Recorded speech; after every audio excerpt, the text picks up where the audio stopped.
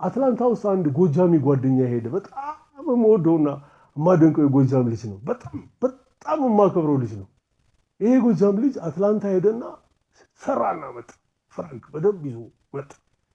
ጋይ ዘነበ አለኛው ዘልቅ ያሉና እና ቢራ እየጠጣን ጨዋታ አለኝ። እሺ ወሬውን ስለምፈልገውና አትላንታ እኮ ኢትዮጵያውያን አሉ እና ከነሱ ጋር አልገጥመው ጋይ ዘነበ ለምን አሁንም የሚያወሩት እኮ ያፓ ነው ሚያሶን ነው ደርግ ነበር እያሉ ልባርግልኝ ይከራከራሉ አለ።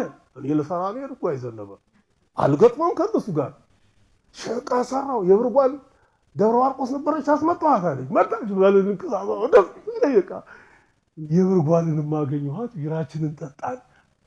አሁን ባለ ሀብት ነው ይሄ ልጅ። እንዴት ካልኩሌቲቭ ማይንድ እንዳለው ግብ የሆነች ስፖርቶች ይቀሩት ነበር። ወረፍት ወስዶ መጥቶ አዲስ አበባ ዩኒቨርሲቲ ፈርስ ዲግሪውን ጨርሶ ጎጃም ገበሬ እንደዚህ የሚያሰለጥን ከሆነ ልጄን አዲስ አበባ ዩኒቨርሲቲ ከምልከው ጎጃም ብልከው ይቀለኛል። በቃ ሰው አድርገው ይፈጥሩታል።